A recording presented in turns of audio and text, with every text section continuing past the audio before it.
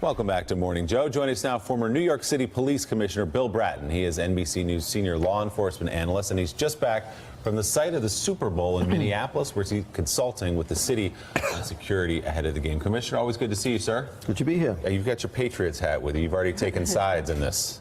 Michael and I are a little biased. We're inoculated at birth for Boston teams. Jonathan, too. What can I say? Three of us. We got three Pats fans. Pats. Who would have figured Yeah, a we got a Boston quorum. guy would be such an amazing police commissioner in this city? New York loves Bill Bratton. Absolutely. Thank you. So can you talk about the unique challenges presented by a Super Bowl, a massive event? Obviously, the stadium is full, the world is watching.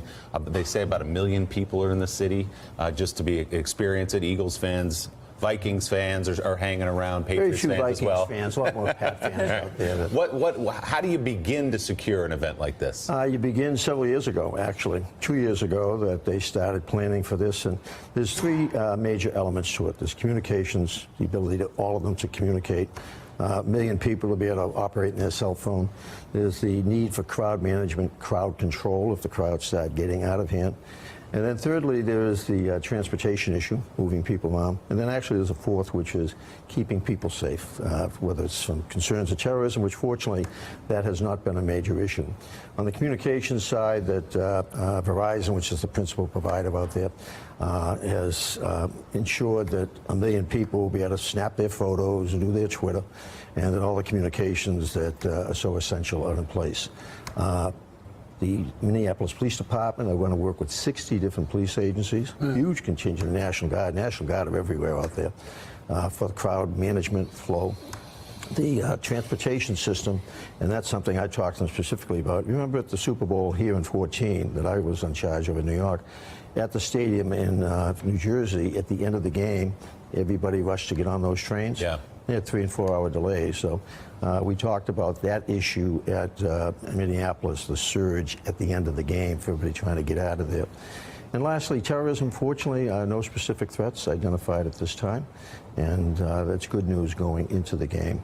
They're going to have a great time out there. It's going to be cold, 20-degree below zero wind chill factor.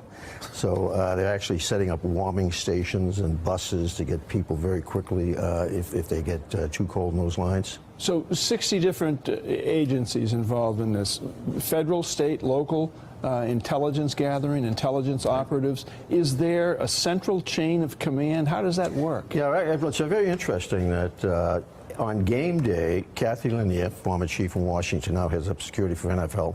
She and the chief of police will be in the stadium, and she's actually running the security show.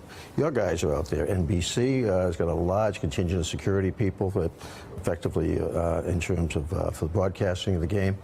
And again, on the communications side, the fact that everybody can talk with everybody and the communications component, one of the reasons I was out there was for Verizon to ensure that all the extra resources have been put in there, that all those cell phones don't crash in the middle of the game.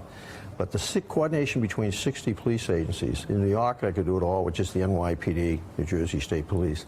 Out there, they're bringing them in from all over the state. Great chief of police out there, though. I'm very impressed with him that he's got his act together. And it's going to be a great day, really great day. Thanks for checking out MSNBC on YouTube, and make sure you subscribe to stay up to date on the day's biggest stories. And you can click on any of the videos around us to watch more from Morning Joe and MSNBC. Thanks so much for watching.